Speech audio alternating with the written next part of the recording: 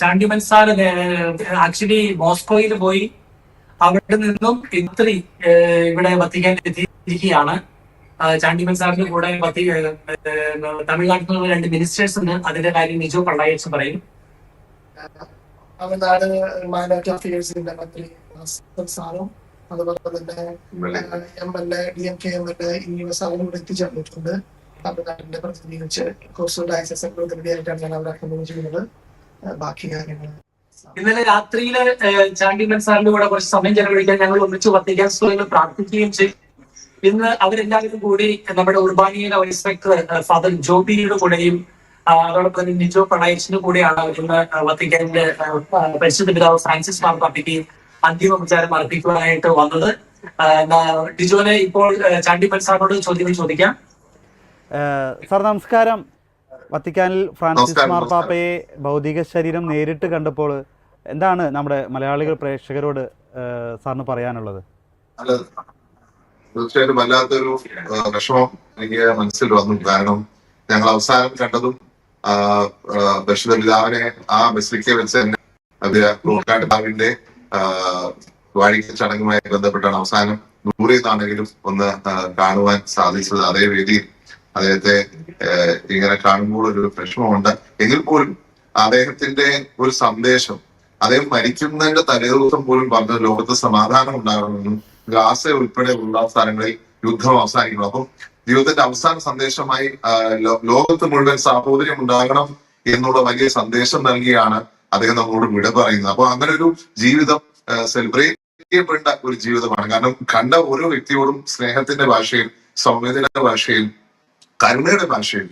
കഴിഞ്ഞ പ്രാവശ്യം വന്നപ്പോൾ വത്തിക്കാൻ ചുറ്റും താമസക്കാരായിരുന്നു, പരിശുദ്ധ പിതാവ് അനുവദിച്ച താമസക്കാര്. അങ്ങനെയുള്ള വലിയ ഒരു സ്നേഹത്തിന്റെ പ്രവാചകൻ നമ്മളെ വിട്ട് പിരിയുമ്പോൾ നമ്മൾ ഓരോരുത്തരും ആ പാത പിന്തുടരണം എന്നുള്ള സന്ദേശമാണ് നമുക്ക് തരുന്നതെന്ന് ഞങ്ങൾ വിശ്വസിക്കുന്നു.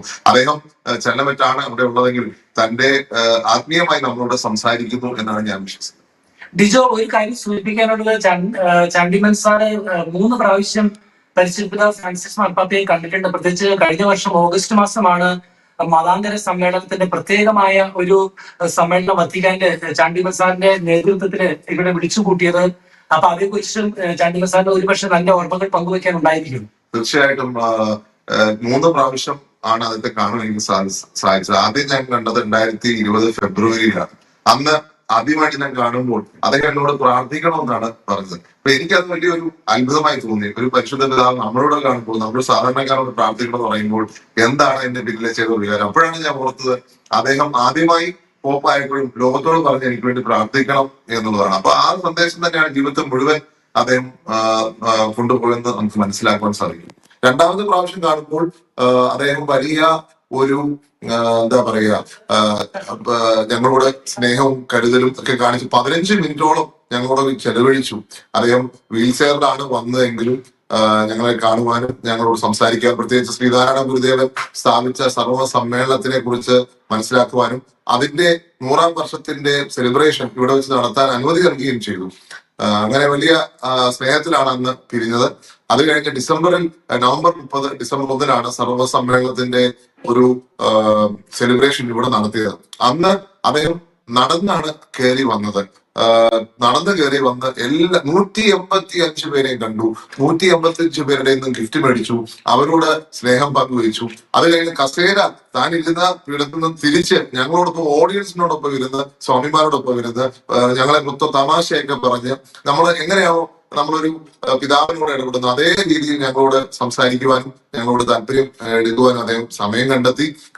വലിയ ആദരവ് ഇന്ത്യയോട്, വലിയ സ്നേഹം ഇന്ത്യയോട്, വലിയ ആദരവ് ഹൈന്ദവ മതത്തോട് അദ്ദേഹം കാണിച്ചു എന്നാണ് ഈ ഒരു ചെറിയൊരു ജസ്റ്ററിലൂടെ ഞങ്ങൾക്ക് മനസ്സിലായത്. തീർച്ചയായിട്ടും അങ്ങനെ ഒരു പിതാവ്, ലോകത്തെ ആകമാനം സ്നേഹിക്കുന്ന, മതത്തിന് അതീതമായി എല്ലാവരെയും സ്നേഹിക്കുന്ന, എല്ലാ വ്യത്യാസങ്ങളും മാറ്റിവെച്ച് എല്ലാവരെയും സ്നേഹിക്കുന്ന വലിയ പിതാവ് നമ്മളെ വിട്ട് പിരിയുമ്പോൾ അത് നമ്മുടെ രാജ്യത്തിന്, ലോകത്തിന് തീർച്ചയായിട്ടും അങ്ങനെയുള്ളവരുണ്ടാകണം എന്നുള്ളതാണ് നമ്മുടെയൊക്കെ പ്രാർത്ഥന. എല്ലാവരെയും ഒരുപോലെ കാണുവാനായിട്ട്, പാവപ്പെട്ടവനെന്നോ വലിയവനെന്നോ ഒന്നുമില്ലാതെ പ്രത്യേകിച്ച് പാവപ്പെട്ടവർക്ക് വേണ്ടി മാത്രം അവരിൽ ഒരുവനെ പോലെ ജീവിക്കാനായിട്ട് ഫ്രാൻസിസ് മാർപ്പാപ്പ പറഞ്ഞു. ആ പറഞ്ഞതെന്തോ അദ്ദേഹം അത് അദ്ദേഹത്തിൻ്റെ ജീവിതത്തിൽ പ്രാവർത്തികമാക്കി, അത് മാതൃകയാക്കി മറ്റുള്ളവർക്ക് കാണിച്ചു കൊടുത്തു.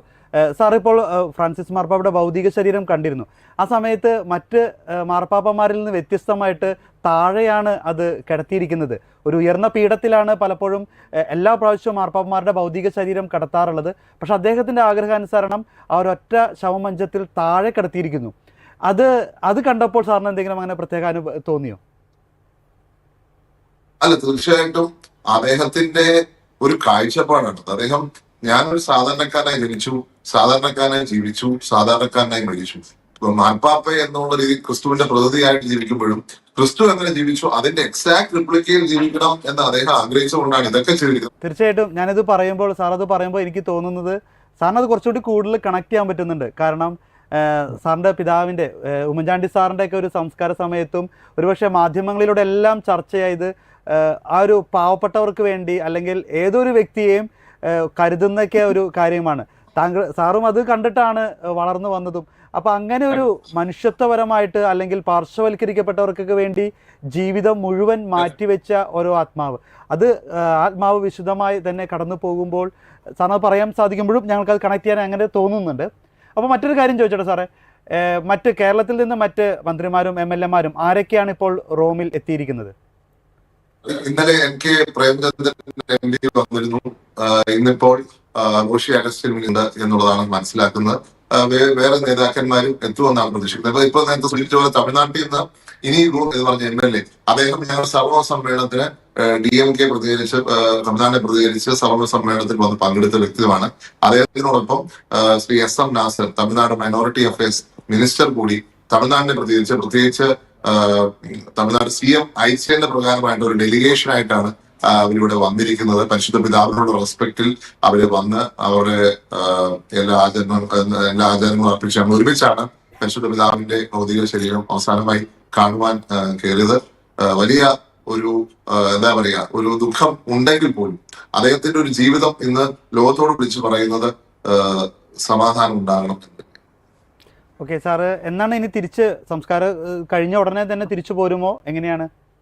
അതെ, 26 രാത്രി ഞാൻ സംസ്കാരം കഴിഞ്ഞ ഉടനെ ഞാൻ തിരിച്ചു. Okay okay. ഞാനിത് ഇവിടെ വരാനിരുന്നതല്ല, ശരിക്കും പറഞ്ഞാൽ എനിക്കൊരു കോയിൻസിഡൻസ് ആയിട്ട് തോന്നി. ഞങ്ങൾ ഇവിടെ സർവ്വ സമ്മേളനം നടത്തി. സർവ്വ സമ്മേളനത്തിന്റെ മറ്റൊരു സമ്മേളനം മോസ്കോയിൽ വെച്ച് നടത്തണമെന്ന് ആഗ്രഹിച്ച് അതിന്റെ ഓർഗനൈസേഷനുമായി ബന്ധപ്പെട്ട് മോസ്കോയിൽ നിൽക്കുമ്പോഴാണ് ഈ ഒരു വാർത്ത കേട്ടത്. അപ്പോൾ തന്നെ ഇവിടെ വരണം എന്നുള്ളത് കൊണ്ടാണ് ഞാൻ അവിടെ ഇങ്ങോട്ട് പോകുന്നത്. Okay, thank you sir. ജോബിച്ച ഡിജോ നമുക്ക് ചാണ്ടിമൻ സാറിനോടൊപ്പം വന്ന മിനിസ്റ്റേഴ്സിനെ ഇവിടേക്ക് കൊണ്ടുവരാൻ സഹായിച്ചത് നമ്മുടെ നേരത്തെ അച്ഛൻ പരിചയപ്പെടുത്തിയതുപോലെ ഡിജോ പള്ളായി അച്ഛനാണ്. അച്ഛനും പരിശുദ്ധ പിതാവിനെ കണ്ടിട്ടുണ്ട്, പരിശുദ്ധ പിതാവിന്റെ സ്നേഹം അനുഭവിച്ചിട്ടുണ്ട്. അദ്ദേഹം 2 വാക്കുകൾ സംസാരിക്കുന്നത് നല്ലതെന്ന് എനിക്ക് തോന്നുകയാണ്. തമിഴ്നാട്ടിലുള്ള ഹൊസൂർ രൂപതയിലെ ഒരു വൈദികനാണ് ഞാൻ. അതുകൊണ്ട് തന്നെയാണ് തമിഴ്നാട്ടിൽ നിന്ന് വന്ന MLA മന്ത്രിയും ഒക്കെ അക്കമിനെ ചെയ്ത് ഞാൻ വരാനിടയായത്. ഫ്രാൻസിസ് മാർപ്പാപ്പയെ കഴിഞ്ഞ വർഷം വ്യക്തിപരമായി നേരിട്ട് കാണാനും പിതാവിന്റെ സ്വീകരിക്കാനും എനിക്ക് അവസരം ലഭിച്ചു എന്നുള്ളത് ഞാൻ ഇപ്പോൾ ഓർക്കുന്ന ഒരു സംഭവമാണ്. പിതാവിന്റെ കൈ പിടിച്ചപ്പോഴുണ്ടായ ഒരു അനുഭവം ഒരു വലിയൊരു ആത്മീയമായിട്ടുള്ള ഒരു അനുഭവം തന്നെയായിരുന്നു. 2ാം ക്രിസ്തു എന്നറിയപ്പെട്ട വിശുദ്ധ ഫ്രാൻസിസ് അസീസിയുടെ നാമം ജീവിതത്തിലേക്ക് സ്വീകരിച്ച് മാർപ്പാപ്പയായ ആദ്യത്തെ മാർപ്പാപ്പയാണ് നമ്മുടെ ഫ്രാൻസിസ് മാർപ്പാപ്പ. അതുകൊണ്ട് തന്നെ 2ാം ക്രിസ്തുവായിട്ട് ജീവിച്ച ആ വിശുദ്ധനെ അനുകരിച്ചുകൊണ്ട് തന്നെ പാവങ്ങൾക്ക് വേണ്ടി മാത്രം ജീവിച്ചു എന്നുള്ളത് കൊണ്ടാണ് അദ്ദേഹം ഇന്ന് ആ ഒരു ശവമഞ്ചത്തിന് താഴെ കിടത്തിയാൽ മതി എന്നുള്ള ഒരു എളിമയുടെ ഒരു ഹ്യൂമിലിറ്റിയുടെ വലിയ അടയാളം അദ്ദേഹം നമ്മുടെ ലോകത്തിന് മുമ്പിൽ പറഞ്ഞു തരുന്നത്. തീർച്ചയായും ഒരു 3ാം ക്രിസ്തുവായി അറിയപ്പെടാൻ ഈ മാർപ്പാപ്പ ഇടയാകട്ടെ നമുക്ക് പ്രാർത്ഥിക്കാം. അതുപോലെ തന്നെ ശിവഗിരി മഠത്തെ പ്രതികരിച്ച സ്വാമി വീരേശ്വരാനന്ദ അദ്ദേഹമാണ് ഈ സർവ്വ സമ്മേളനത്തിന് ഞാനും അദ്ദേഹമാണ് ആദ്യം അനുമതി തേടുവാൻ വേണ്ടി പരിശുദ്ധ പിതാവിന്റെ അടുത്ത് എത്തിയത്. ഇന്ന് വൈകിട്ടോടെ ഉച്ചയ്ക്ക് എത്തേണ്ടതായിരുന്നു, ഫ്ലൈറ്റ് ഡിലേ ഉള്ളതുകൊണ്ട് വൈകിട്ടോടെ അദ്ദേഹവും എത്തുന്നതായിരിക്കും. പ്രത്യേകം ഈ കാര്യം അറിയിക്കാനായിട്ട്. ഓക്കെ സാറേ.